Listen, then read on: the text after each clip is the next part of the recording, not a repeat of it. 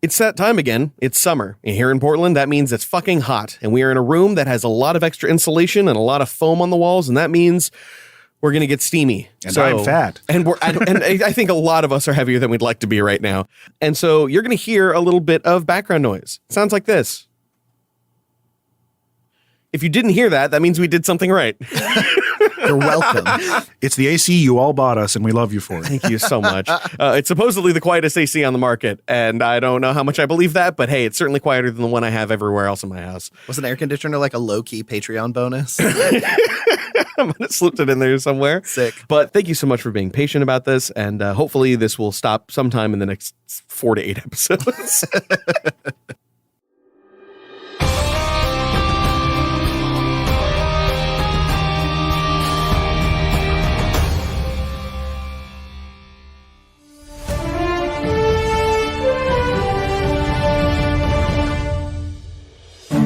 Welcome back to EXPN. Huh. Something wrong, Dirk? You get the feeling it's been a really long time since we've been here? No, Dirk. What meager hours I rest from the clock's cruel grasp is a thimble of salt to a man entombed in an ocean of incredibly stupid slugs. Yeah, I'm a slug ocean. But I don't know. It feels like I haven't been here in months. You haven't. You were in the hospital for ages. Consarn it, Rust-a-Nut, you know what I mean. Like a flock of time spaniels upchucked their chrono kibble, and then I found a fistful of fortnights in the chunks. What in the name of all the lords is your point? I don't know. I'm just thinking out loud. Well, you know what they say. If you don't have anything smart to say, please stop talking to me. Huh, that's a new one. Yep, just made it up. In other news, the dance-off is fully underway. Next up is Demo Abzu versus Spark Spellpuncher. With 6 years of belly dancing experience and Abzu of Steel, the Gutter Snipes Abjuration Wizard is a shoo-in for the Groove Crown. That is unless Spark's old soft shoe can tap the keg of the audience's juicy loving hearts. After a humiliating attempt at rock ballet from Metal and Mana's own Zan Meathead, sparing Waffle the Warforged needed only to find the stage to give the Snipes their first win of the night. And yet he managed to bring in so much more than just funk with his newly installed one-man band system. That mass of musical machinery surely busked a nut in all of our collective faces. Dirk, you get one bust-a-nut joke per broadcast. Just one. But the last one was so subtle. Rust-a-Nut was in no way subtle. Fine. He waffle stomped the competition. Graphic. In any case, count on some sparks to fly in this wizard-on-wizard waltz-off. And you can count on more hot stepping and cool crumping on this new season of Groovement Action.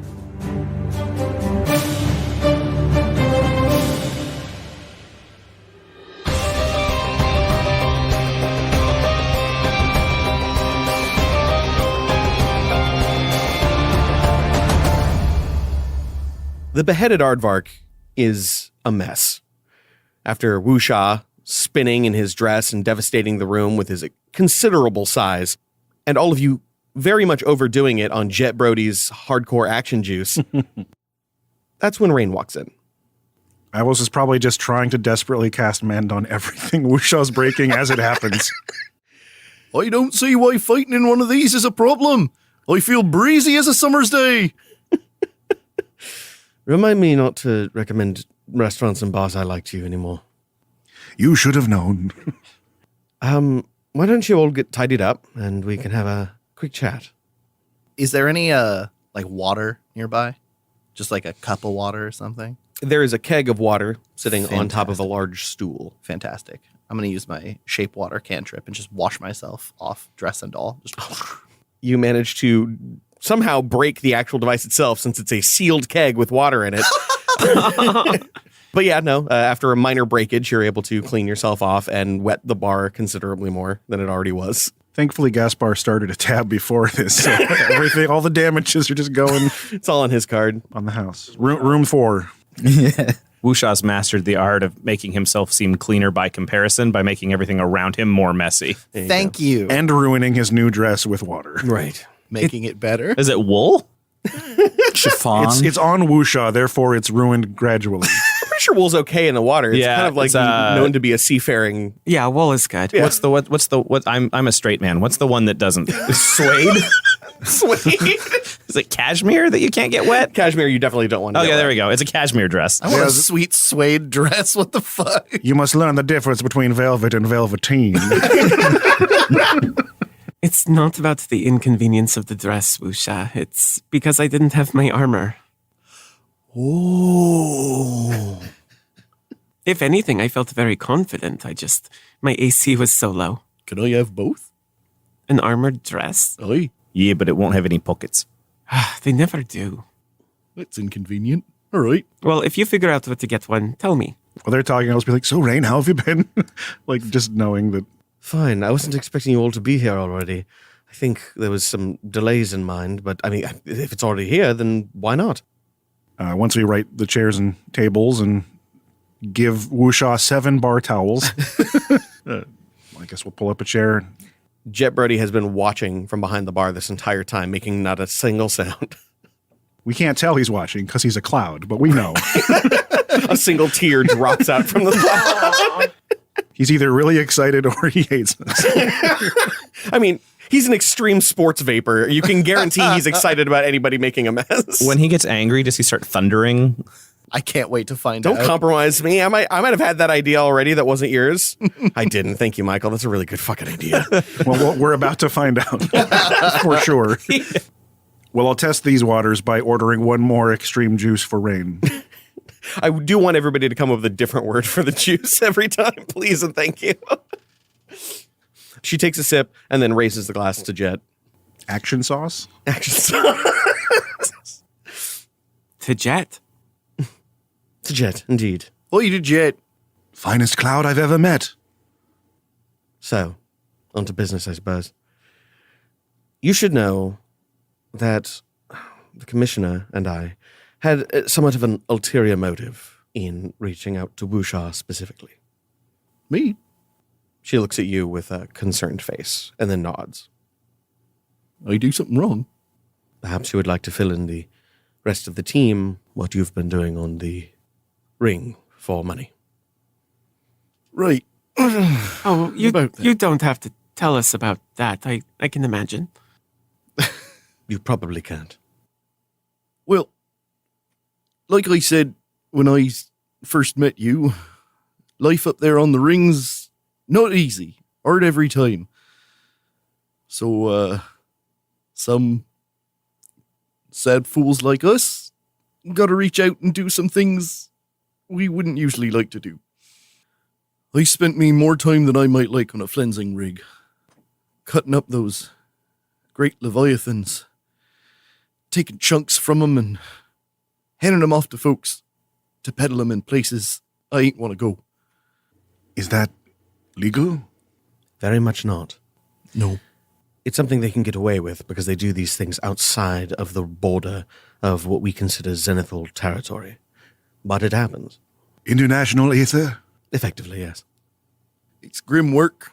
It's dirty work. And it attracts folks who ain't, stand up most of the time, if you know what I mean. Indeed. One such, Alphonse Theodophilus Harcourt IV, is the captain of the Astra Fortis, a salvage vessel. At least that's what they call themselves on paper. But we suspect that he's been illegally harvesting leviathans. You have to understand that if you find a leviathan that's been damaged in some way, you are allowed to harvest from it technically. But it is discouraged and is largely seen as not unlike harvesting from a god. So do they kill these leviathans? We hope not. You have to understand that one of the reasons why we reached out to Wusha was in the hopes of getting closer to one of these captains. And it seems that your companion here has gotten close to Alphonse. And as such, he has reached out to us to do some research. Originally, we wanted to look into Leviathan hunting and hoping that maybe he could give us some information on that. But he's been somewhat tight-lipped. Until now. He now wants somebody who is not Zenithal Guard. He doesn't want any kind of legal ramification. He has obviously bought it for immunity. But he wants some adventurers, Wusha specifically, to join them on their next trip so that we can see something. I was hoping I ain't never need to go back to one of those, but here we are. If it makes you feel better, by comparison, your little apartment's lovely. A very curious proposal. They harvest them without necessarily killing them, and you're not sure if they're killing. No, I believe I've misspoke. Sometimes you'll find them dead, and if they are dead, you can harvest them. If they are not dead, you're not supposed to kill them. In fact, killing them would, as I said, be not unlike killing a god. Right. We are hoping that nobody is killing them, but we suspect that might be the case. Do you fear that maybe they're just carving chunks off of them and letting them live? That's possible. How cruel. We have no idea. The fact is that they, being Aeternauts, are capable of going wherever they choose. We, on the other hand, are not so privileged. Albus is going to look Hal in the eyes and say, I promised you some time ago we'd eventually be dealing with Leviathans. I guess I was right. Yes, but I don't think we knew it was illegal to fight them. In general, if you're fighting an adult Leviathan, the odds of you surviving are practically non-existent, but it's not uncommon for youths to show dead. Smaller, less developed Leviathans. Their breeding habits are not exactly known to us. I don't even suspect they are sexual beings, but there are smaller ones. If anything, we would discourage killing them even more so. But perhaps that's just my own personal morality. I'm getting ahead of myself. If you were unlucky and found yourself on the wrong rig, sometimes folks would try to slip a little extra in their pockets, make off with whatever part they could, and try to bargain it for any quinn they can. So it sounds like our job, Wusha is our peg in the door, if you will, to get close to this captain and we're to monitor him and see if he's doing something illegal? The captain himself is the one who reached out to us. Once he realized that Wusha had been working for us this entire time, I think he saw it as an opportunity to come clean and potentially get out of the business. That's at least what we're hoping. We have no idea long term. For all we know, he's showing us something else entirely. Is this what they call kit fishing? Is that what we're doing? No, not at all. Oh. It's important to note that Captain Alphonse is not the only person on his ship. And being that he is on a salvage ship, which is not that different from a pirate ship, it's not uncommon for them to, let's say, operate more democratically, meaning leaders can be deposed unexpectedly and with great force. So it's entirely likely that the rest of his crew does not realize he's reporting to us, which is why we're going to be providing you with disguises. Ah.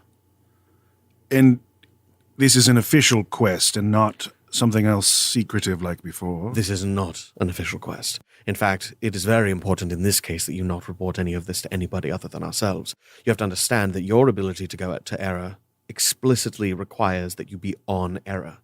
The international waters, especially going out and dealing with these creatures, that is interplanar law and can result in some very serious problems for all of us. Should we leave our bracelets behind to not reveal what we are? It would be wise. But, unfortunately, we don't have that option. You can attach your bracelets some other way, but we do need to maintain visual feed, just in case something happens to you. But the real tricky part is that Gaspar cannot hide the nature of his condition, which makes disguise nearly impossible. So instead, we are going to be providing him with a stealth ship to follow from a distance. This serves two purposes. One, it gives us an outside view, and two, it gives you some extra firepower in case something goes wrong. Or an escape. Exactly. Well, no, not really. This is very much a single-person vessel. Or an escape for one of us. For Gaspar, more than likely. And you are under strict instruction that if things do turn bad enough and you do not think you can help them, do get out and give us the information that you can. I can do that. Will there be any complications, me leaving while on bail? As long as nobody knows, no. I dare say going into international ether might make it even safer for you. I don't think they'll take kindly to me leaving. But if nobody finds out, there's no harm. Don't worry, Gaspar. No matter what, in the end, we'll get you off. Plus, even if they do, I mean, you've all seen The Guard, right? She's referring to a scry called The Guard, which is specifically a cops-like adventure which follows people who have tried to skip bail in Zenith. It's not tasteful material at all. Well, for all they know, you're just really good at hiding in the Bowery. Indeed. I'll leave one of my body doubles behind. This is a small tangent, but I did have an idea regarding Gaspar's condition. It came to me recently, and I thought we don't see you very often, so I might as well get it out now. I am by no means a legal mind, and while I've read the rule books, I don't know the minutiae of the court system here at Zenith. But is it true that if a League member is on a team that is sponsored, they are expected to become as powerful as they can? It's presumed as much, yes. Could a defense in Gaspar's behalf be that whatever kind of patron he serves requires certain things from him? And that's part of his leveling, growing? That is definitely worth considering. Though, since we are dealing with the Fae, we are not beholden to the Zenithal Court. That's the problem we're dealing with, is right now there's no clear terms on whose jurisdiction this falls under. And the Fae, even if we do manage to get Gaspar off in any kind of legal sense, the Fae might come for him anyway. That's very fair. I just thought, as an extra defense to him as a League member, since they did hire us for a quest. Just a thought. I shall inform Thaddeus and company. Ah, Mr. Yachts. Yes. I liked them. Him, they. Them? I believe they are one entity, but plural. Not plural in the sense of, you get it. 2 heads. Yes, which are supposedly better than one. Debatable. Well, Wusha, how much can you teach us about sailing? I look at Rain, how much time do we have? Technically, you could probably do it in the next 3 days. I believe they do a daily trip. I would be honored. Finally, the thing I excel at. You'll never get to do it, Wusha, they say back and forth to me when I try out for things. Oh, you'll never get to go on a boat. Well, I get to stick it to them and never tell them. Indeed. I have a little experience with knots. Are you familiar with runic antigravitation, or do you specialize in sun sailing? Yes. Oh, no. Are you mostly just on the water? So what's wrong with water? Oh, and that's fine. It's just a little different. I'm sure it's mostly the same. I'm sure it'll make sense somehow. Grab the rope and pull it, right? Sure. All right. I love the idea of Wusha giving us a boat lesson and being like, no, this is the boat arm that reaches for the heavens. As our official bookkeeper, I have to ask, since this isn't a battle axis quest, what is the Quinn scenario? It's hard to say. More than likely, Harcourt will want to pay you out of pocket. If he doesn't, I'm sure we can find some kind of compensation for your work. And since this is an unofficial quest, should we avoid using our glory? Very much so. You have to understand that while you will be wearing your bracelets and you will be generating a scry signal, we will be intercepting that signal at the base. So hopefully that means that no unwanted eyes will see it. Well, we have 10 in the bank if we need to get anything before then, because it seems we won't be able to touch it once we're out. One small question. If we're going out on a voyage with pirates and we find any treasure, how does that impact what we're allowed to use in quests if we haven't acquired it on a real quest? The rules remain consistent. If you didn't get it on a quest, you can't use it. You have to understand that as a member of the Adventurers Guild, you're expected to report any quest you go on, which is one of the reasons why this could potentially be more of a threat to you than it is to us. We are expected to one degree or another to do some amount of underhanded dealings, being that we are the brass in a particularly large and very powerful environment. But you have consequences for your actions. To be fair, they're also not really pirates. I should know. I have never been a pirate, and I've served on one of their ships before, and I maintain that I'm still not a pirate. So if they were pirates, that would mean I was a pirate, and I've never been a pirate. I mean, if anything, they're just illegal fishermen. Yes, illegal whaling, poachers, technically. Though, yeah, no, poaching would be right. Don't try to poach the Leviathan, though. It don't taste good. But what about their eggs? I don't think they lay eggs. Neither do I. Every part of Leviathan is actually delicious. Wusha, I admire you for not having eaten any. Thanks. It didn't quite sit right with me. I don't make a habit of eating celestial creatures. You'd have to be pretty mad to try and do something like that. While they do occupy spaces near the stars, calling them celestial would be something inaccurate. You have to understand they are less good or evil and more simply divine. Do you think they're plurals? You know, like crows? Crows? Well, I mean, don't you think it's weird that you can make a crow angry and suddenly all crows everywhere know who you are? An interesting notion. They must be plural. Possibly. I never thought about it like that. But no, I don't think they're plurals. In fact, I don't believe that there are any plurals in this plane. My sister had a name for things that aren't necessarily gods, that are extremely old, and she just referred to them as primordial entities. That's a very good word for it. Though I don't think she ever imagined seeing a Leviathan. If you do. These are storybooks. So, I believe we have everything dealt with here. She reaches into her pocket of her waistcoat and sets 4 rings on the table. They are simple gold rings, nothing remarkable, but they seem to exude magical energy. I'll pick up the biggest of them and mash it on whatever drippy finger I can. Just the skin, shoves off. Like a glove. As you pick one up, it seems to change size to fit you. Ooh. I'll slip it on my sweet pointer then. What, pray tell, do you look like in your illegal seafaring uniform? Wusha will become more whole than he usually is. A very tall, broad gentleman with dark tattoos down his shoulders and arms and top of his head right to the hairline. He will definitely have an eye patch. I'm not going to turn down the opportunity to have an eye patch. And just a big, bushy beard. The kind of beard you can have food lost in for days. Still the dress. I like it. Iavos will pick up one of the rings, being like, yes, I see. Very interesting. Very similar to the magic I used on Gaspar recently. Because I believe you still look like a coiled construct.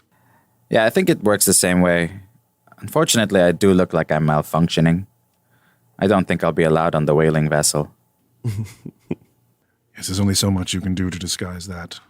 It would raise suspicion, too, since Gaspar is known to work with Wusha, and suddenly a headless construct shows up. Bit fishy, as it were. Very good. And Iavos will slip the ring onto his finger and use his imagination. While Iavos is usually quite hairless, this figure looks like they probably could belong on a boat, but as kind of the wild guy who hasn't been to port in a long time. Big, long, bushy hair and a big beard that hangs down to nearly his navel. And where his robes are usually tastefully farmland tattered, this is like nasty, salty burlap and fishing net tangled up. He looks like a dirty old sea druid, basically. Teeth be-yellowed and crooked. And his quill staff turns into a large piece of gnarled driftwood. Mm. Yes, I suppose. Yes, I suppose that will do. I like it. Pen takes one of the rings and slips it on her finger. As the magical effect asserts itself, you find her replaced by a towering tiefling with bright blue skin, sharp teeth, tattoos, but the same bright golden eyes. She's wearing a corsair coat and a tricorn hat. Fine. Let's, go on this quest then. It's probably me, isn't it? Gaspar doesn't need the ring because he's not going to be on the ship. Yes, I did mention that. Okay, yeah. I pick it up and I put it on. And Hal's skin turns a pale blue. Deep black tattoos appear all across his body. And his head loses all of its hair, points into a nose, a maw filled with sharp teeth, and a fin grows off the back of his head as he turns into a sort of shark-like triton. It's a good thing we're not going to a boat at sea, or they'd expect you to breathe underwater. That hadn't occurred to me, but you're probably right. Do I get to pick a new voice? You're just Wusha. You don't even... I don't even know why you took the ring. I don't know why I gave you 4. They're expecting you, actually. That's normal. Oh, okay. Let me try something out real quick then. I'm going to take the ring off. You turn right back into your normal self. I'm going to put the ring back on. You turn into an amorphous, non-shaped person. I'm going to focus on the magic, and Wusha is going to turn back into himself, but with an eye patch. Such a powerful ring. Are you wearing other clothing too, or just the eye patch? The dress. Okay, all right. The dress. Gotta keep the dress. That is perfect. You might want to change your dress. What's wrong with this? You've served on a ship. A ship is no place for loose clothing, and you know that. Well, you're right, but I was trying to prove a point to Penn. I suppose it's not worth it anymore. Say it gets caught in the rigging and suddenly you're thrown overboard. I know how to swim. Not in space. Right, not water. Musha's then going to take the ring off and put it back on and turn back into himself in his normal clothes, but with an eye patch. I suppose that works, but I'm telling you now that if the ring stops working and that turns back into a dress, you're going to have to go naked. I ain't opposed to that. No, he's not. Well, I think I have reached the limit of my ability to be in this room. I'm going to go to bed. The Astrofortis sets out at false dawn every morning. You have the night to consider how you're going to go about things, and then when you're done, head out. Does anyone have any preparations to make? Well, I was going to ask what the best thing I can do in one night in a dress is, but suppose that's not terribly relevant now, is it? I mean, there are lots of good things, but let's keep our mind on the quest. All right. As Rain leaves, you realize you have access to literally everything. You don't have limits on your gear. You can carry anything you want that you've ever gotten, including things you didn't get on quests, because this is frankly illegal. So take some time to create a loadout for yourself that makes sense, and we'll assume that that's what you're carrying when you approach the Astrofortis. Gaspar, since we'll be separated during this, remember, I grip my hand 3 times. If you're in danger, 3 squeezes. Same to you. Penn is going to take this opportunity to use the Gesh of the Moon Dragon. Ooh. And for the next day, she will not call or wield her packed weapons. Christ. Okay. That I'd say is about a 10. Yeah, that'll give you 10 charges worth of your Gesh of the Moon Dragon. Yes, let's see how this comes back to bite me. Yeah. Don't forget that if you do at any point break that, it will use its charges to hurt you. Oh yeah, no, and that's pretty core to my character class, which is my not hexblade. Okay. So yeah, it'll be fun. Awesome. I am going to provision a rapier. Smart. Very smart. I'm going to provision some citrus. Don't want that scurvy. Just overnight, Iovas has been working on this for a while, but he's going to finish imbuing his Furio tin ingots into the studs of the pleated sheet, just so it is on him. Nice. I like that. Okay. Because it's been waiting to get transmuted for a while. Awesome. Wusha will make sure his kickaxe is nice and tight, placed into his leg. He's going to fold up his dress, put it under the couch, and say, "Next time, Brunhilde. Next time." Perfect. Anybody else? Nothing Hal does is important.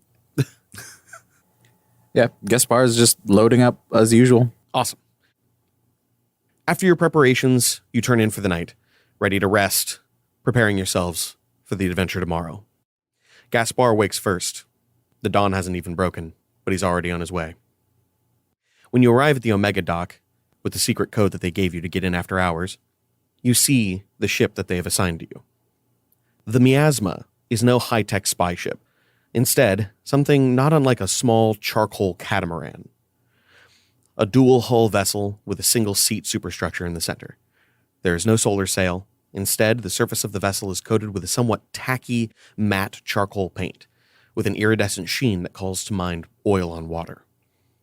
The helm has several levers and switches which seem to control various spell charges, and the artificial gravity is tangible, like foil on your fillings as you enter, but quickly resolves. The Miasma has unlimited charges of the spell Firebolt. It has unlimited charges of invisibility, self, unlimited charges of gaseous form, self, and has 4 charges of Fireball DC 13.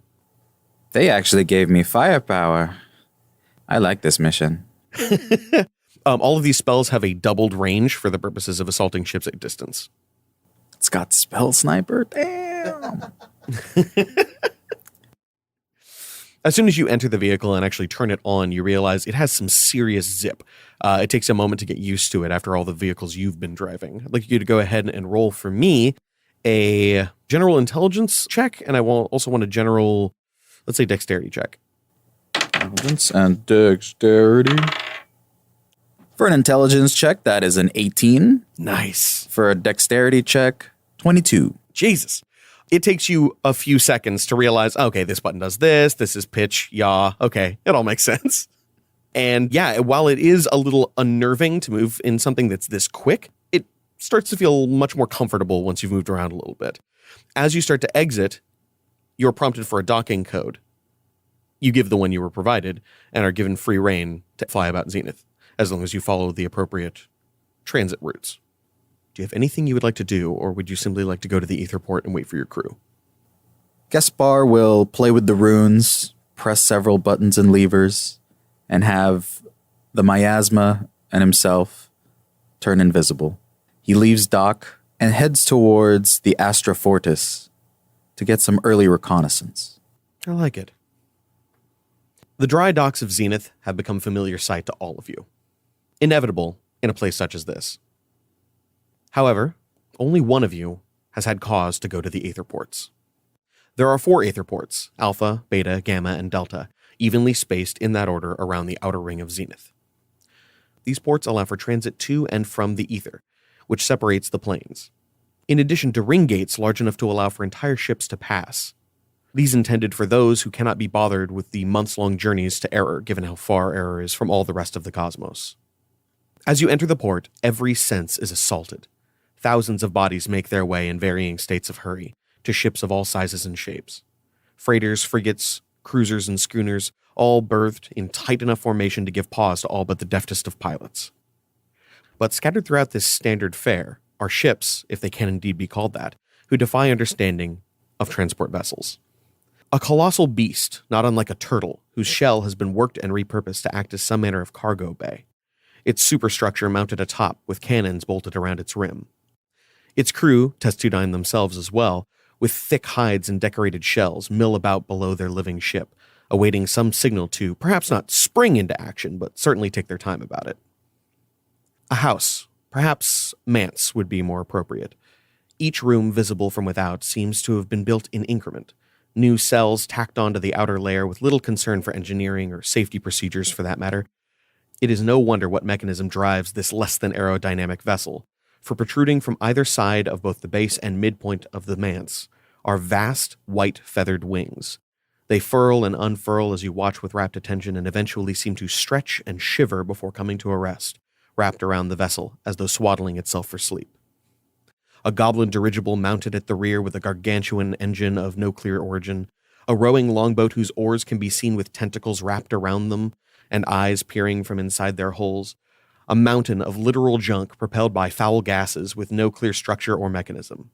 All of these and more are taken as commonplace by the laborers, sailors, traders, and thieves that troll the Aetherports of Zenith, you now among them.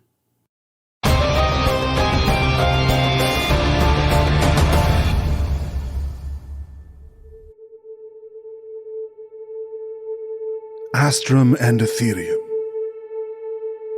The abstract metaparticles of the material plane are commonly understood to be fire, water, earth, and air. Yet in further development of the sciences, this is proven to be false. The periodic table of elements and the examination of the atom tells us these are fairy tales. And yet one need only study arcana to realize the truth of this fiction. Does the universe deceive us? Is science an illusion? What of gravity? Magnetism? Are these simply magics to be hand-waved as the works of some greater cosmic entity to effect a semblance of logic and reason?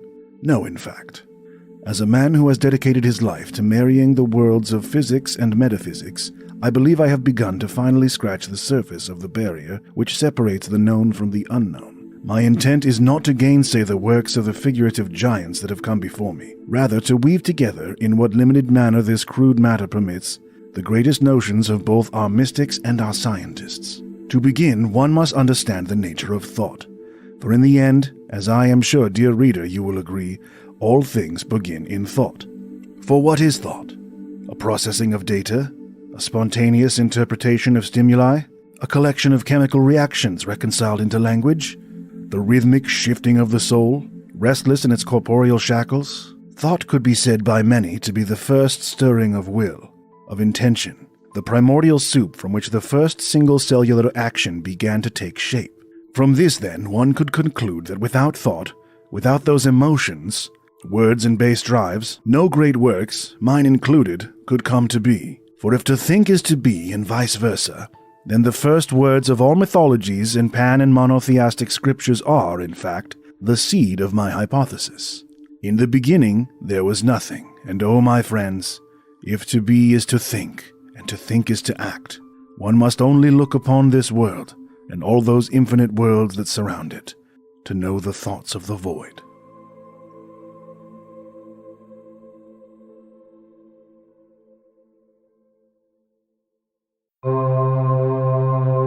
We're about to witness a planar phenomenon, a keyhole between worlds that only marketing can penetrate. Join me as we glimpse into the Adverse. Ever since I got out of the dungeons, I've wanted to redeem myself. Joining the City Watch took hard work, commitment. When you have a past like mine, it's easy to stand out, but hard to rise above.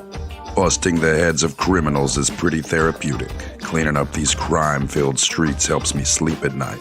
That is until I learned how deep the corruption really ran. He's a chaotic good cop in a lawful evil world. Half human, half orc, all justice. Mean Streets with Brickjaw McStrong. Tuesdays on the Nexus Enterprise. Hey, LU cuties! Midroll? I haven't heard that name in a very long time.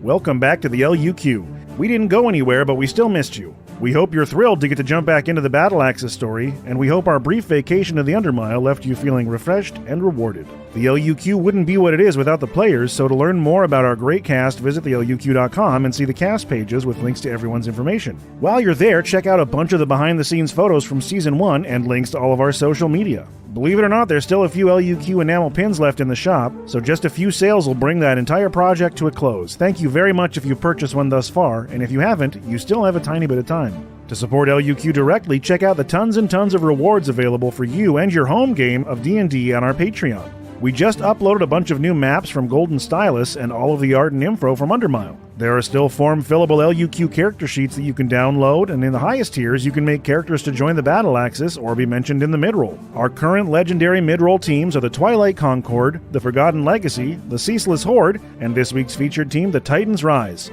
with Roughneck, Evelyn, Roman aka Big Boy Roy, and Christopher Mashburn. To get a personal message read on the show or possible advertising opportunities, reach out to admin at slap-studios.com. Follow us on Twitch at slap-streams for Monday night live premieres of the LUQ with Mistress Dana RPG and Pokemon Nuzlocke challenge runs with me and Zach on Thursday night. They may be moving back to Wednesdays sometime in the near future, but we'll be sure to let you know. Thanks for everything, cuties. But that's enough out of me. Let's get you back to the Battle Axis.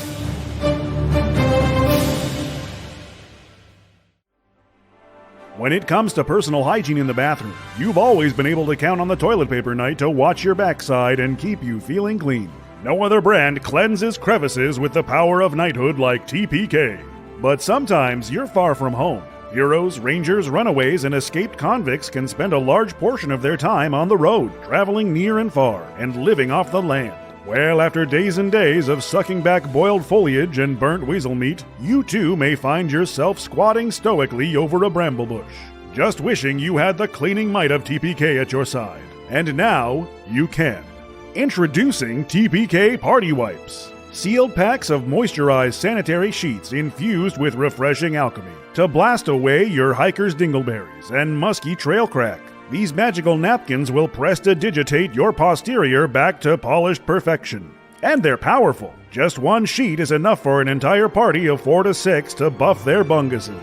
Don't let the hard road befoul your backstage business. Now you've got a knight on your side. TPK, the toilet paper knight. Ask your local swabmonger about party wipes today.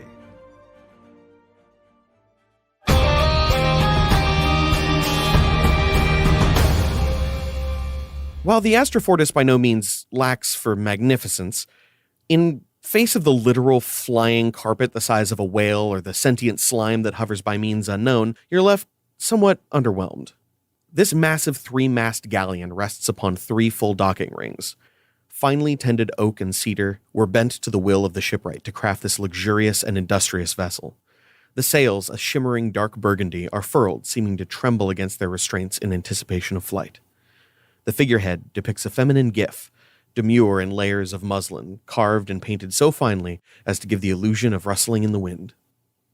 Along the side is painted the name Astra Fortis, and across the stern a placard bears the phrase Per Angusta ad Augusta, meaning through difficulties to honors.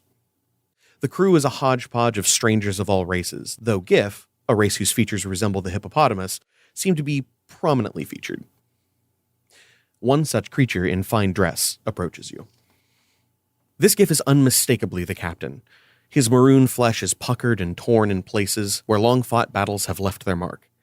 One such tear on his upper lip bears a single sharpened tusk. 2 bloodshot yellow eyes scan you with apprehension before softening to a warm, bright glow. He extends one massive, meaty, yet surprisingly gentle hand to Wusha. And as you clasp it, you catch a strong whiff of sandalwood and stale sweat. His palms are damp, though whether this is sweat or simply water, you're uncertain. He's stuffed into a high-collared mustard frock coat with a matching waistcoat.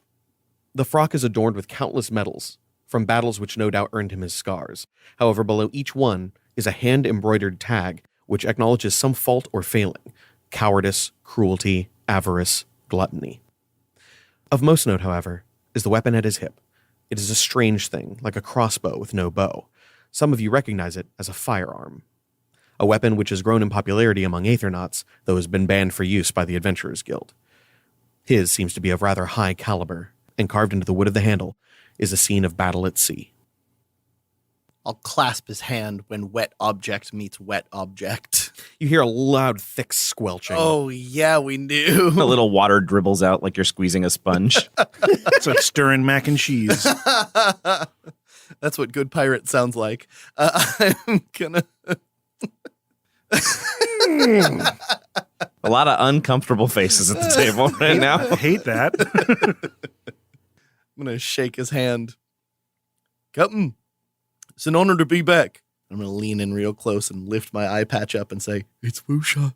Put it back down. My gods, man, I couldn't have told.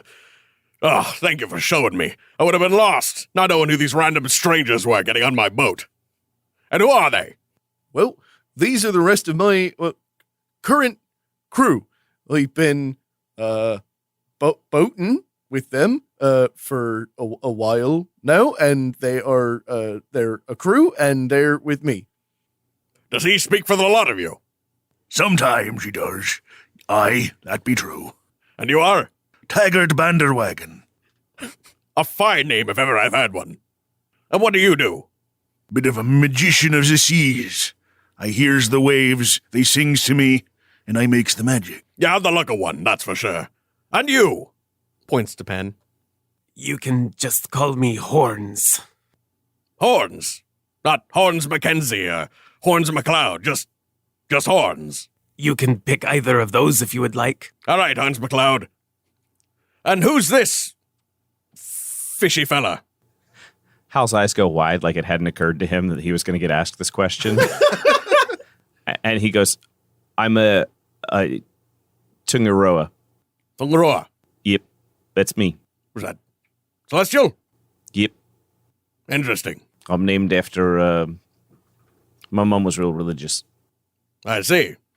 Well, welcome aboard the Astra Fortis. It's nice to be back. She sure is. Wusha tears up a little bit.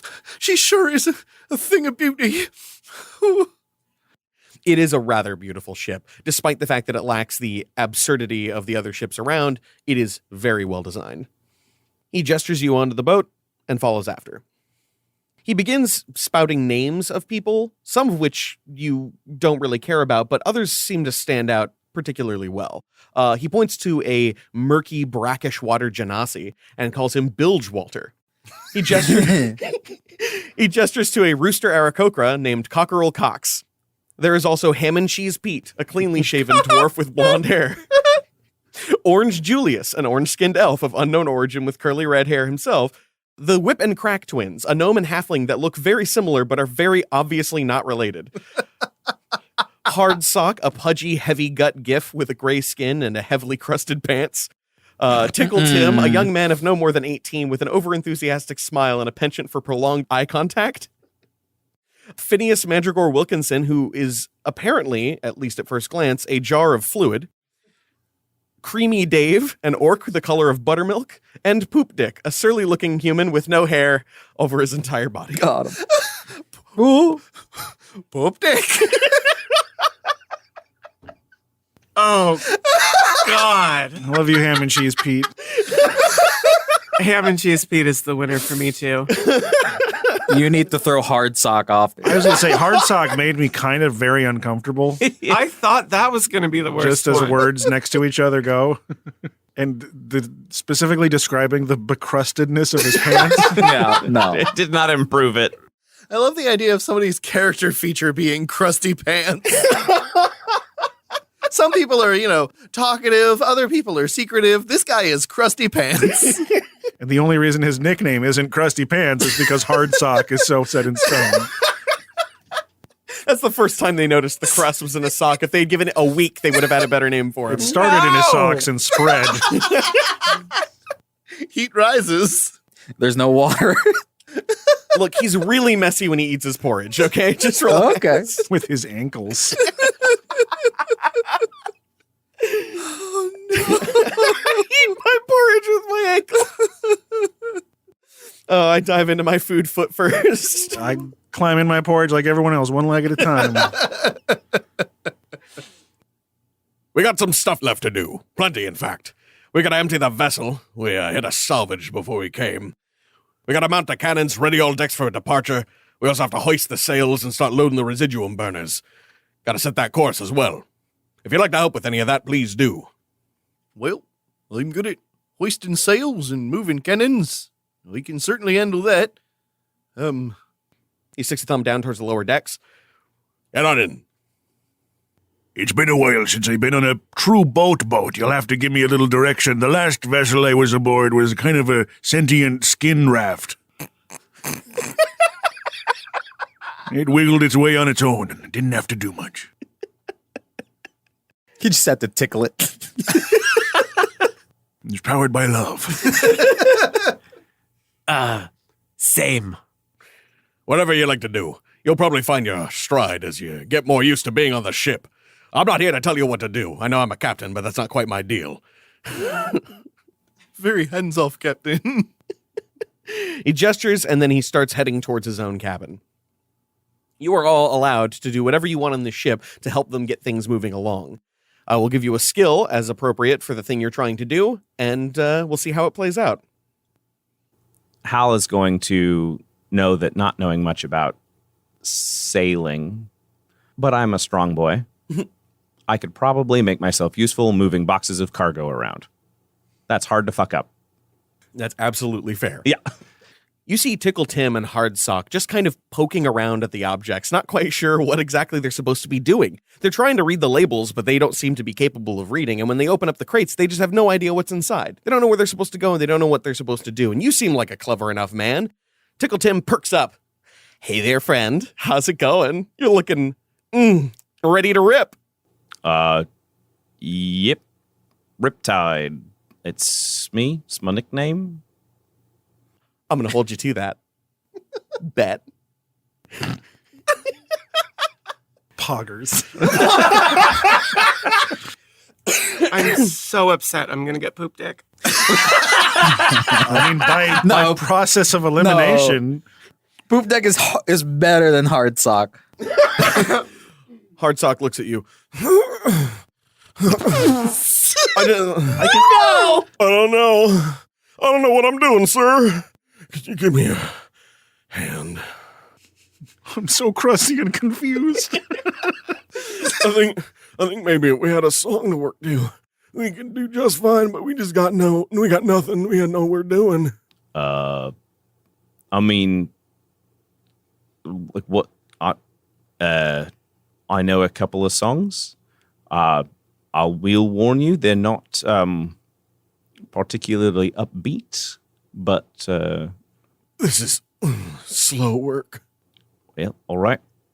This is one that they sing back where my mum's from. My mother told me someday I would rise, take my place in line, fighting for all time. Grip your spear and shield against the charging horde, endless foes to the slaughter. Blood runs like water. Blood runs like water. My mother told me someday I would rise, take my place in the line, fighting for all time.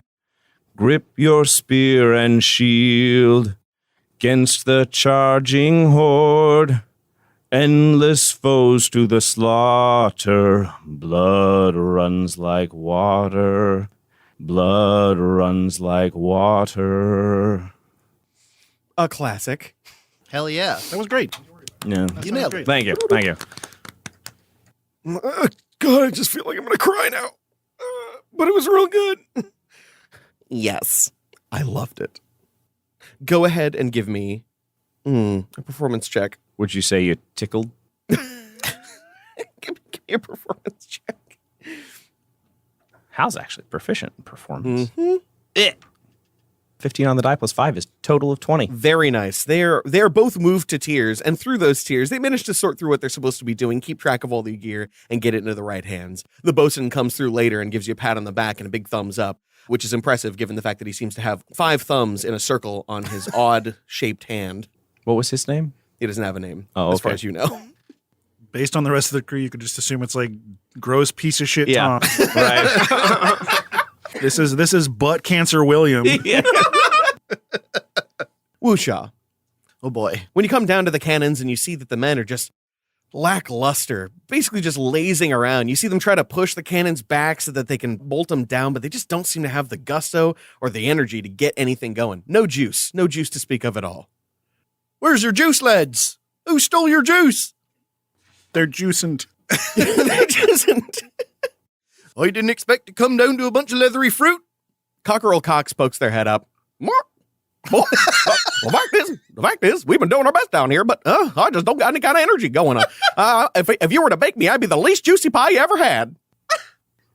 It's the shortest callback of all time. I was going to say, you should tell Belinda. Bilgewater, I just feel like I've been sitting at the bottom of a puddle for the last several days. I just got nothing left in me. Well, you think I got something that can get your arts pumping, your juice flowing, and your juice loose? I've got lots of juice. Juicier the better. We're going to be some wet lads after this. Oh, Bilgewater. Wusha is going to start. He's going to take one of the what are they called? The big pushy things. What put the cannonball in the cannon? I cannot remember what those are called. I think you found exactly what he thinks they're called. Oh, perfect. And he's going to start like thumping it on the ground, getting the rhythm for his song going. Even roll, boys, even roll. Even roll, boys, even roll. See the storm, boys, see the storm. You see the storm, boys, see the storm. She sleeps below, boys, sleeps below. She sleeps below, boys, sleeps below.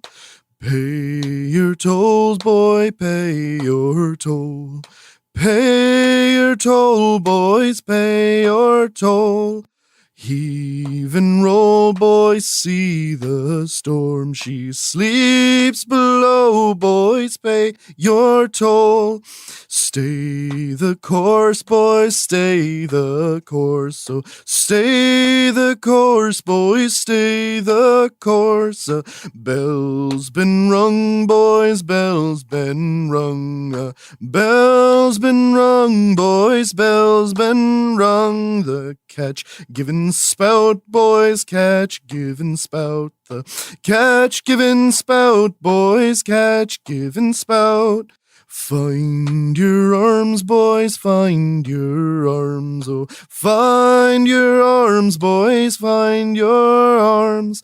Stay the course, boys, bells been rung. The catch given spout, boys, find your arms. Your blood's on the deck, boys, blood's on the deck. Your blood's on the deck, boys, blood's on the deck. Some ain't coming home, boys, ain't coming home. Some ain't coming home, boys, ain't coming home. You've writ down their names, boys, writ their names. You've writ down their names, boys, writ their names. The purse now is full, boys, purse now is full. The purse now is full, boys, purse now is full. Your blood's on the deck, boys, ain't coming home. You've writ down their names, boys, purse now is full. Ooh, that was so good. Love that. I loved that. Thank you. I am very pleased. I was worried it was going to be a little too repetitive, but I'm No, glad it I wasn't. loved it. And Well, you had as a good sea shanties are usually. Yeah. I was that gonna was the say, idea. by definition, usually. Thank you. Cockerel Cox lets out a thunderous crow, as though the dawn has just come and he is ready to work. And the masses of water that seem to make up the genasi seem to almost ripple with your own voice. And they just immediately go to work. But go ahead and give me a quick athletics check and see how well you do. You got it. Herc. Let's see. I've got a 13 total. Not great, but Not amazing. You were so nervous starting to sing that you almost thought you were going to fucking die. The nerves are still causing your hands to shake as you finish. And you're like, I can do this. But more importantly, you were almost moved to tears by the beauty of your own song, which is not uncommon. Penn is going to generally look for people that need help doing whatever they're doing since everyone else has walked off in different directions. You're standing on the top deck and you realize that they actually do need to hoist sails and get the ship actually moving. The first thing you notice is that Whip and Crack twins, who are definitely not built to be handling the rigging for a ship of this size, are doing their absolute best, but they fall in totally and completely out of rhythm with each other. When one's hoisting, the other one's unhoisting, and they just keep flying around and doing a bunch of dumb crap. What are you doing, buddy? Come on, you're killing me over here. Look, I'm doing my best. Can you just give me a break for like 5 goddamn minutes? Okay? I know that we're not brothers, but you can at least treat me like one. No, I just can't do this. I gotta know what I'm supposed to do. Nobody's telling me what I'm supposed to do. I didn't know we had Roger Rabbit on crew. Goddamn. I say this is kind of a shitty crew. I love them. I love them so much. They're very good, but they're just not great at their jobs. They're just themed with wuxia. They're just a bunch of temps. Yes! Penn stands there for a few moments with all this arguing. Having just faintly heard 3 songs from other parts of the ship filter through, she sighs. I'm afraid I don't have much musical talent. Threw the last of it in a stew, if I recall correctly. But I lost someone recently, in a way. And she was working on something. It's only half finished, but maybe I can finish it someday. Sometimes to move forward our old selves must rot, no matter how much it brings pain to your heart. The broken can scream and still make not a sound. We'll nurture the kingdom but follow the crown. They say that the days of new legends have passed, when heroes still gave so much more than was asked. But don't look behind you, it'll just weigh you down. We'll nurture the kingdom but follow the crown. Be steady your legs lest they buckle and give. Sometimes to make peace we ourselves must forgive. So don't fear the waves, 'cause you've already drowned. We'll nurture the kingdom, but follow the crown. The world is suffering and there's no cure. Sometimes we bleed stones just so we can endure, and dream of a day when we're free and unbound. We'll nurture the kingdom, but follow the crown. No family, riches, or love from our youth can return what was lost or repeal our truth. So we'll lay the foundation and build a new home. We'll nurture the kingdom, but follow the crown. We toil and we labor to see what's revealed. For fools prize the harvest much more than the field. To exhume the past and sow seeds in the ground. We'll nurture the kingdom, but follow the crown. We'll nurture the kingdom, but follow the crown. We'll nurture the kingdom, but follow the crown. God damn. Hell fucking yeah. Oh, yeah. That's very good. Fuck yeah. Thank you. When you finish your song, you realize that your crew, are all watching. I would like you to roll me a persuasion check to try and get these idiots to do their jobs.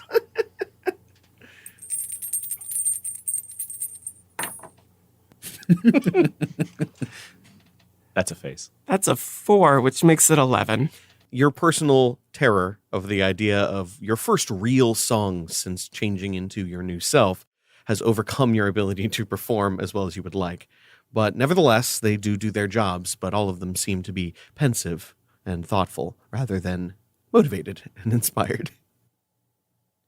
If there's residuum engines, I will try to help with that using knowledge of magic. I like it. You make your way down below decks, past Wusha, who is getting ready to load cannons and get everything battened down. And in the rear of the ship, you do find the residuum engine. However, there are several carts of residuum, and none of them have been loaded. There are 2 men, who you recognize as Orange Julius and Ham and Cheese Pete, who are getting ready to load things up. The lunch squad. Exactly.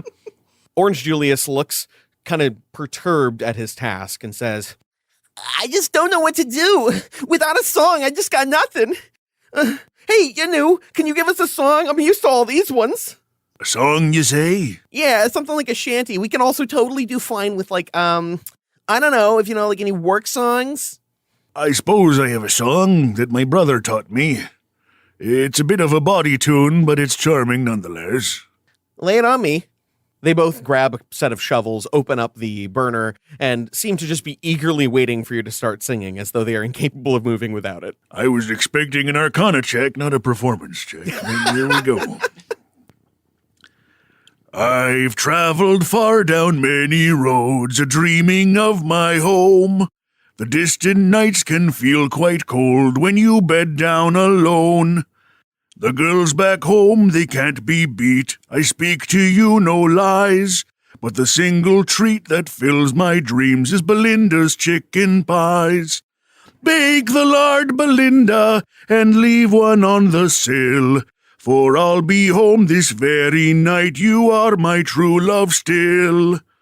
With bodice low and skirts up high, you're sure to win a man. A smile like summer, hair like spring, you know I am a fan. I've warmed the beds of many maids and gazed into their eyes, but the love that brings my feet back home is Belinda's chicken pies. Bake the lard, Belinda, and leave one on the sill, for I'll be home when the sun goes down, you are my true love still. I do not dream of marriage or a bride to call my own. My heart's as free as waves at sea, now I am fully grown. I've tasted kisses sweet as jam and tasted milky thighs, but the only taste my lips still crave is Belinda's chicken pies. Bake the lard, Belinda, and leave one on the sill. For I'll be home when tomorrow comes. You are my true love still. God, that's good. Jesus. Ah. As soon as you start, there just seems to be an overwhelming thrill that just fills their hearts, and they just start loading perfectly in time to your song, and you yourself have to repeatedly stop them, keep them in the right track, and make sure that they aren't about to cause the entire place to explode from overloading the engines. Right, they're lighting the grill with a tank of gas here. Exactly. Go ahead and roll me an Arcana check to make sure that you can keep the levels accurate and not at risk of explosion. And I sneak a quiet guidance to myself. 22. That is more than enough. The guidance simply comes from the verses of your own song, and you're inspired by your own actions. Look at me, I'm a bard. As you begin to finish, you hear Harcourt calling from above, God damn, she's humming pretty. Well done. Also, the engine sounds good, too. As the mainsail is hoisted, the residuum burners kick on, and the ship begins to lift. The upward thrust carries it high above the Aether port and forward towards the borders of Zenith. But, trailing behind, out of sight and out of mind, is Gaspar in the miasma. Realizing that he must cross through the detection threshold of Zenith, he has to turn off his active systems and move to oars. Trailing close behind the Astrofortis, Gaspar catches a few notes of the Fallow Crown's song. They get to sing all the fun songs. Well, if I want to stay undetected, I better get rowing. The only song I know usually involves much more people. I guess I'll have to play multiple parts. As he rows in 3 quick bursts, followed by 1 long stride, it just gets easier. So, keep going. It just gets easier to keep rowing. It just gets easier. Just don't stop. It just gets easier. We can't drop. It just gets easier. Vigorous.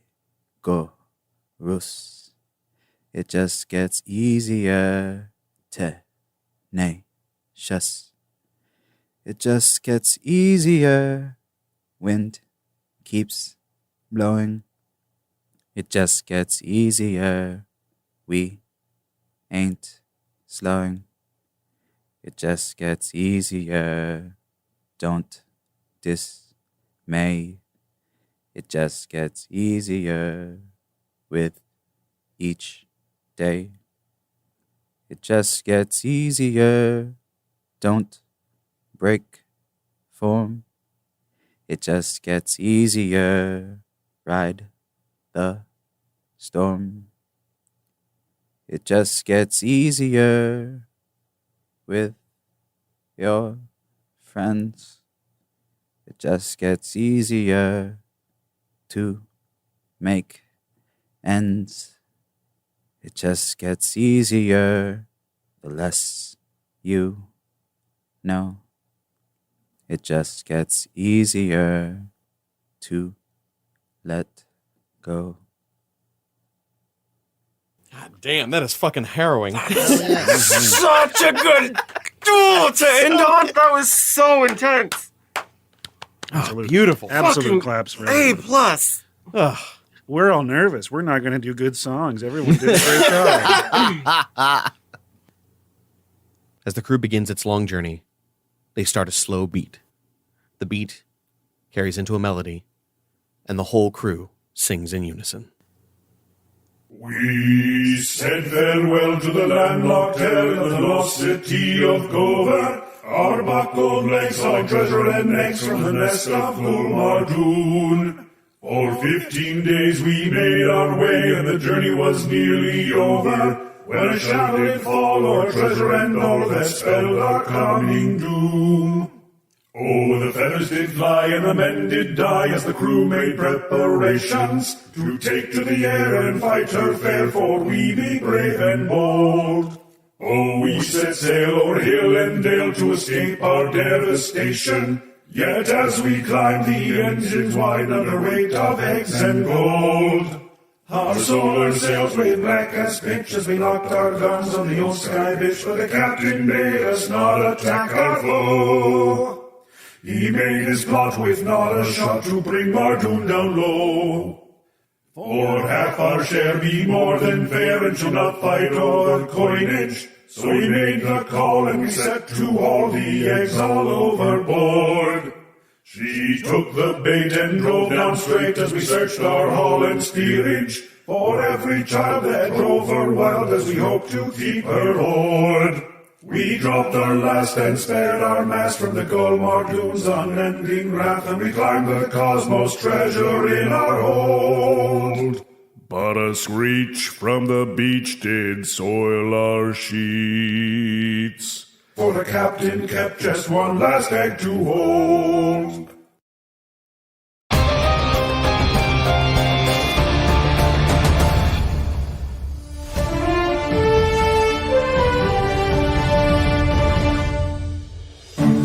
I don't believe it. I can't believe it. Luna Shadowpaw's Dance Tenebra absolutely crushed Splish's Arc of the Magpie. This has changed the game, folks. Never in all my minutes have I witnessed such an upset. Dirk, you need to chill. You're a newscaster watching a dance-off, not a drunken father at a softball game. How can you stay calm? I'm gonna need to stop by the seat store, because I've spent the entire evening on the edge of mine and I damn near worn a groove. Speaking of groove, the penultimate matchup between Metal and Mana's own Talitha Al-Saleen and the Gutter Snipe's own Valgnar Ugumnoth is fast approaching. Will the Artificer Rogue's mechanical duet steal our hearts and imaginations? Will the Dragonborn Sorcerer breathe life into his Dance of the Fallen Tsars? There's only one way to find out. You know, Dirk, even though watching you work is like drinking vinegar on a hot day, I have to say your job performance has drastically improved. I don't know what it is. The juices are flowing, both literally and figuratively. And suddenly all this news reportery actually seems fun. There's only one problem. What's that, Dirk? Well, when I get home, I've still got my work zest, but late into the evening, I begin to feel like a sack of soft taters, complete with stink. That's just the way your new apartment smells, Dirk. I keep telling you it's not composting if you just leave it in a bag in your house. Yeah? Well, how come mushrooms are growing on it? Answer me that, science. You were saying? Well, after a couple of hours alone, I get so sad I cry lunch half my pantry away, and then spend the rest of the night watching food decompose. Which, admittedly, is better than watching rats doink, but not by much. Have you considered, I don't know, making some friends? Russ, given how my last 5 friendships have worked out, do you really think that's a good idea? Fair point. You know, talking about this on Live Scry has me feeling a lot better. I think tonight I'm gonna hit the club. That's the spirit. And this time, when they say I'm not on the list, I'll just start a dance party in the street. That's an option. And when the guard comes, I'll challenge him to a dance-off. That's probably a felony. Oh, the show's about to start. I better take footnotes and leg notes. Can't forget rump notes. Rusty, how do you spell bodacious loins? Ugh.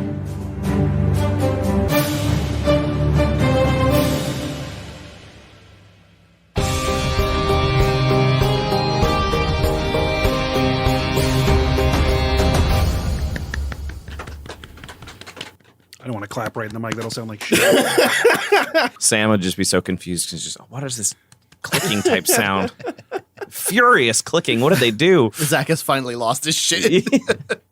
Are we in outro now? You know we are. Hey. God damn. Was gorgeous. That was fun. Is that the first LUQ musical episode? That is the first LUQ musical episode. That doesn't count as a musical. It absolutely counts as Almost a musical. It's a precursor to the musical episode. Exactly. Yeah. Yeah, no, I mean, I feel bad about the idea of y'all singing and me not, like, me having, like, tapping into the law resources to have my song done. Digging deep into the law bank. I actually wrote that song literally while I was driving home from work, and I was like, oh, these are good lyrics. I'm going to go ahead and keep those down. Hell yeah. That was sick. What do we do in the outro? It's been like 2 months since we were recording. What do we do with these drunken sailors? What? Hi, everybody. We usually do like play of the game type stuff. Favorite moment, I guess, is the thing. So That's a hard pick because all these songs were so good. Oh, I'll go first. Yeah. My favorite part was not having to deal with poop dick. Where's Poop Dick? Oh God, who's MVP this episode? There were so The many. MVP, I think you weren't here for that, but MVP is only for combat episodes now. Oh, okay. Oh, yeah. We do Okay. favorite moments Yeah, for... favorite moments. And Oh, okay. Yeah, MVP and play of the game for combat. I'm so excited to learn more poop dick deep lore. Like, Let's not get talk in it. about how deep Poop Dick gets. I'm willing to plumb those He earned his holes. name somehow. His name is Richard. He swabs the poop deck. That's why Sure. they call him Poop Dick. All right. He is the All right. only person who doesn't have something relatively interesting about Oh, his personal thank name. No, there's a God. deeper lore there. There's We all gotta know. be. Like, I was just thinking, like, you can find Poop Dick's backstory on the Patreon. We have a graphic novel coming out. The origin of Poop Dick. Poop It's Dick only origins. in print, and we're leaving it out somewhere on the road. The Poop Dick Trilogy. Poop Dick, That's it. That's the word. Don't call him my Poop Dick. But yeah, I think just the general vibe, names, and shittiness of the crew is one of my favorite moments. Just the menagerie of dipshits. So good. I always enjoy when you do that, but this one, there was a point, and then it just started getting worse, and I was like, how deep does this go? Real deep, turns out. I so honestly hate all of them. It's beautiful. I left out two because I didn't think they were terribly interesting. They were Grey Goat, who is a goat man with silver coat, and then there is Mark, who is a giant purple dragonborn with wings that have not yet formed but are pushing slowly out of his back. But more importantly, he looks like he has eels writhing under his skin. Oh, I love He's also Mark. the only person with a normal name. Oh, I love Mark. Nice. My highlight, which you probably can't see, but maybe also experienced at home, was the mentioning of the ships. And when the floating heap of trash propelled by gas was mentioned, there were most, I don't want to say all of us, that did like a little nod going like same. And Law verbalized it for us. Relatable.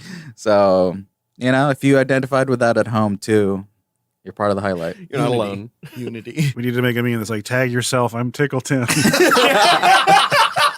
Oh Wait, my you gosh. can do what is that? Like a TikTok filter? Which shitty crew member are you? What your favorite crew member means about you. Hal, you got one? Favorite moment? I think my favorite moment was Wuxia and the keg of water in the bar just making himself appear cleaner by dirtying everything else. That's fair. Yeah, and the thundering cloud just watching us destroy his establishment. Wuxia's got one move and he's real good at it. It's being wet. Dampen. Look, you have sodden boy. You have two wands of prestidigitation, right? One for the back of the house, one for front of house. And it's easy to clean up those kind of messes. It's. Did you have something, Max? I thought you were talking about a person. Front of the house, back of the house. If you know what I mean. Sorry. I mean, same applies. Was he not? I don't know if this is a fucking cop out, but I love how fucking hard everyone brought it on their You songs. cop out. Yeah, like I was gonna say the boat thing, but then you said the boat thing. But also, I fucking love the clear like effort and thought and practice that went into the songs, and it fucking fit, and they were all distinctly different. It's really easy with sea shanties to have them all kind of sound this fucking same. And they're all very personal to the characters, too, which is Exactly. cool. Well, the only cop out was me because I parodied one instead of writing an original. Yeah, he just word replaced. Yeah. I mean, that Whatever, it still works came for out. Hal, though. Yeah, it came out really well. As soon It as you was said fucking my cool. mother, I was like, oh, okay. Yeah. Okay. No, it was great. I'm glad that I'm really happy that you said that because I led from character for this one. Hell Because yeah. I originally wrote kind of a different one about a sea monster. And then I thought, well, what would Penn do? And I'm like, well, Penn doesn't write songs, but maybe I actually was working on that song as Penny.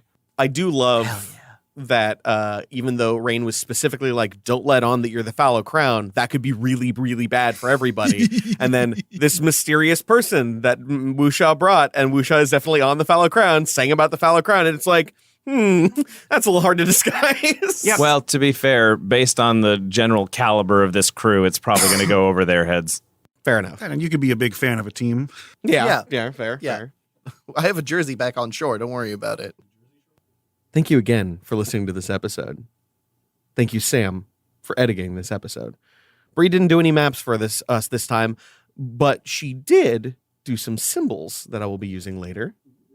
They are we'll figure it out. We'll figure it out. No spoilers. We'll figure it out as we get to it. They're not the musical kind of symbols. Correct. Okay. She handcrafted some brass symbols. Would have been great if during one of the songs she'd just come in. This is going to be a great episode. I'm just excited. I love you all. You heard everything you need to hear in the mid-roll. And more. And more. You've heard everything you need to hear in the mid-roll, so we don't need to go over that now. Thank you so much for being here, and until next time, we wish you luck.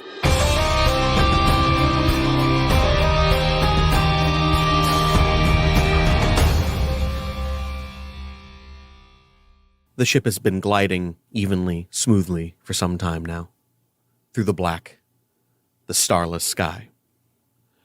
As the crew winds down and begins to relax, you can all hear Harcourt. His less than stellar voice picks up into an old song. Onward I march to Jericho Hill, my gun upon my breast. For on that rise my blood I must spill, till then I shall not rest. And though I know I shall not win, I'll summon all my will. And for my love and all of my kin, I'll die.